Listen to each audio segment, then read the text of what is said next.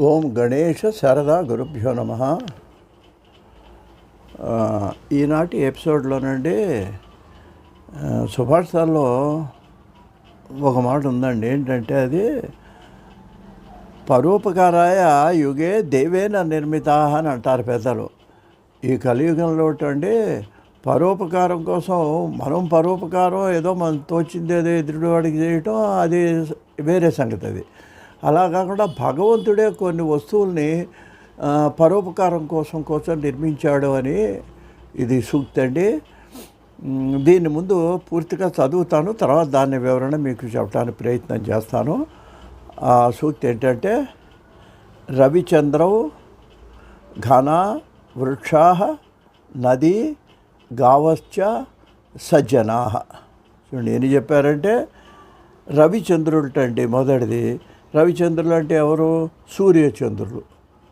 వీళ్ళు కూడా సూర్యుడు అంటే సూర్యుడు ఉపకారం సూర్యుడు ఉపకారమేనండి. ఆయనలో డివేటమని అసలు నిలబడితే కొంతమంది చంటి పిల్లల్ని ఉదయం ఎండలో తెచ్చి అలా పైన డాబాల మీద వాటి మీద నిలబెట్టి దానివల్ల ఈ కామెర లాంటివి రావని కూడా చెప్తుంటారండి.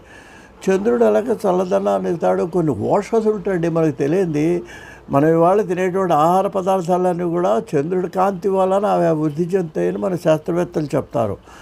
అందువల్ల రవి సూర్యచంద్రులిద్దరూ కూడా శరీరం మనందరం కూడా ఆరోగ్యంగా ఉండడానికి సూర్యుడే కారణం కదండి. అందుకని ఆరోగ్యం భాస్కరాది ఇచ్చేత అంటారు. అందుకని సూర్యుడు చంద్రుడు వీళ్ళిద్దరండి ఇక్కడికి. మూడవది ఘన అంటే ఎవరు అనమాట? మేఘం అండి. సంస్కృతంలో ఘనం అంటే గొప్ప అని ఒక అర్థం ఉంది, మేఘం అని కూడా ఒక అర్థం ఉందండి. అందువలన ఘన అంటే మేఘము. ఈ మేఘం అనేది అనమాట ఇది మూడవది. నాలుగవది వృక్షములు. ఐదవది నదులు. ఆరవది గోవులు. ఏడవది సజ్జనులు. సజ్జనులు అంటే ఎలాగో వాళ్ళు మంచివాళ్ళు, వాళ్ళు ఎలాగో ఉపకారం చేస్తూనే ఉంటారు. అందువలన ఏంటంటే 7 వస్తువులు ఉంటాయండి. ఏతే పరోపకారాయ యుగే దేవేన నిర్మిత. ఈ కలియుగంలో అండి భగవంతుడు వీటిని దేవుడు నిర్మించాడు. దేవుడు నిర్మించడం అంటే మనకి ఖర్చు లేని పనులండి. ఇప్పుడు ఏ మినరల్ వాటర్ కావాలంటే డబ్బిచ్చి కొనుక్కోవాలి. నదిలో నీరు తాగడానికి ఏం డబ్బిచ్చి కొనుక్కోగలేదు కదండి. హాయిగా వెళ్ళి స్వచ్ఛమైన గోదావరి, కృష్ణ ఎంత చక్కటి నదులు అవన్నీ కూడా వాటి నదీ జలాలన్నీ మనం ఇవాళ తాగుతున్నామండి. గావచ్చి ఆవండి, ఆవు పాలు అవి ఎంతో మనం ఇంట్లో ఆవును కనుక ఒక ఆవును పెంచుకుంటే పూర్వకాలంలో పశు సంపద అండి అది గొప్పగా చెప్పుకునేవాళ్ళండి. సంపదలో మరి విరాట మహారాజు కొన్ని వందల గోవుల్ని ఆయన పెంచి అదే ప్రత్యేకంగా ఉత్తర దిక్కున దక్షిణ దిక్కున ఉంటే ఆ ఉత్తర దిక్కున ఉండే వాళ్ళనే దుర్యోధనుడు బంధిస్తే అప్పుడు వీడు అర్జునుడు వెళ్ళాడని అంత భారత కథలో ఉన్నాడు. అందువల్ల గోవుల్ని పెంచడం కూడా గొప్ప విషయం. వాటి వల్ల మనందరికీ ఎంతో ఉపకారం ఉంటుందండి. తల్లి లేని పిల్లలకి ఆవు పాలు ఏం చేస్తారంటేనండి అవి అసలు అనారోగ్యం చేయదండి. ఇంకా డబ్బా పాలు పడని వాళ్ళకు కూడా ఈ ఆవు పాలు అసలు చక్కగా అది తల్లి లేని పిల్లలకి ఎంతో ఉపయోగపడుతుంటాయి. తల్లి ఉన్నా సరే పాలు లేకపోయినాయి అనుకుంటే, తల్లి ఉంటాడు పాలు లేవు, ఏం చేస్తాం? అప్పుడు ఆవు పాలు పట్టాల్సి వచ్చిన పరిస్థితి రావచ్చండి. అందువలన ఇక్కడ ఈ దీంట్లో ఏం చెప్పింది ఏంటంటే పరోపకారం కోసం నిర్మించాడు. పరోపకారంలో ఇక్కడ ఇంకా విశేషం ఏంటి? ప్రతిఫలం ఆశించిన పరోపకారం అంటే ఇది. ఒక్కొక్కడు ఉపకారం చేస్తే మళ్ళీ ఇప్పుడు మనం ఏదో పెళ్ళిళ్ళల్లో ప్రజెంటేషన్ ఇస్తే మళ్ళీ వాడు తిరిగి ఏమిస్తారా అని చూస్తుంటాం. మళ్ళీ గుర్తుపెట్టుకొని ఇవ్వకపోతే తిప్పినాసాడు, చూడు నేను అంత ఇచ్చాను వాడు ఇంతే ఇచ్చాడు అనుకుంటాం. ఇది బేరీ చేసుకోవడం ఇది ఒక పద్ధతి అండి. ఇక్కడ అట్లా కాదండి. ఇది అసలు ఏంటంటే ఏమీ ఆశించాం మన దగ్గర. వాళ్ళు ఎవరంటే మళ్ళీ ఒకసారి చెప్తాను. సూర్య చంద్రులు, మేఘము, వృక్షములు అండి. అసలు అలా పళ్ళు ఇస్తుంటుంది. పైగా పళ్ళున్న చెట్టుకే రాళ్ళ దెబ్బలను రాళ్ళతో కూడా పిల్లలు కొడుతుంటారు. అయినా సరే పాపం చెట్టు మనకి పళ్ళనిస్తుంటుంది. అందువల్ల అది కూడా పరోపకారం చేస్తుంది. నదులు పరోపకారం చేస్తున్నాయి, గోవులు పరోపకారం చేస్తున్నాయి. చెప్పారండి గోవు ఆవు పేడ, తర్వాత ఆవు మూత్రం అండి ఔషధయుక్తమైందని చాలామంది సైంటిస్టులు కూడా చెప్తుంటారండి.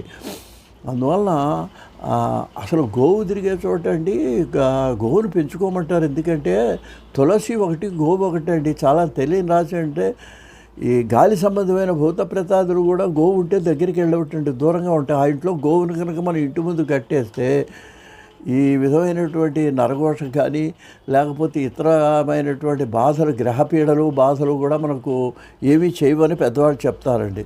సజ్జనాహము, సజ్జనులు ఎలాగో ఉపకారం చేస్తుంటారు పాపం వాళ్ళు. అందువలన ఈ 7 వస్తువులు కూడా మనకి ఇదేంటి పరోపకారం కోసమని భగవంతుడు నిర్మించాడు అంటాడే. ఎందుకనంటే సుధాముడు అనేవాడు దాంట్లో అంటాడు భాగవతంలో, నీ పాదకమల సేవయు నీ పాదార్చకులతోడి నెయ్యము నితాంత అపార భూతదయ్యను తాపసమందార నాకు దయచేయకదే అని అడుగుతాడు భగవంతుడిని. అది అడగాలంటండి లాస్ట్లో పూజ చేసిన తర్వాత. భూతదయ్య ఇమ్మన్నాడు. భూతదయ్య అంటే ఏంటి? మన ఇంట్లో మన పిల్లలు మన వాళ్ళే బాగుండాలని కోరుకోవటం కాదు. సమస్త ప్రాణులు అంటే మానవులే కాదు, జంతువులు కూడా అన్నీ సుఖంగా ఉండాలని కోరుకుంటే అది భూతదయ. ఆ భూతదయ ఏదైతే ఉన్నదో అదే పరోపకారము. భూతదయ ఉంటే మనం ఏం చేస్తాం? ఇప్పుడు మనకు ఏదో జంతువు మీద దావు కనిపించింది, ఇంత జాలి కలిగింది, మనకి ఇంత ఏదో దానికి ఒక పదార్థం పెడతాం, ఒక అరటిపండు ఏదో పెట్టి దానికి నమస్కారం చేస్తాం. అది భూతదయ. ఈ భూతదయ ఉన్నప్పుడు ఏంటంటే మనం వాటికి ఉపకారం చేస్తాము. ఆ ఉపకారం చేయటం వల్ల మనకేమవుతుందంటే పుణ్యం కూడా వస్తుంది అని చెప్పి మనకు పెద్దవాళ్ళు చెప్తూ ఉంటారు. కాబట్టి అందువలన ఇంకో సూక్తి కూడా చెప్తారండి, పరోపకార కర్తవ్య ప్రాణైరపి ధనైరపిటండి. మన డబ్బు నష్టమైనా సరే, ప్రాణం మీదకి వచ్చినా సరే ముందు మనం అడ్డం పడి ఎదుటి వాళ్ళకి ఉపకారం చేయాలండి.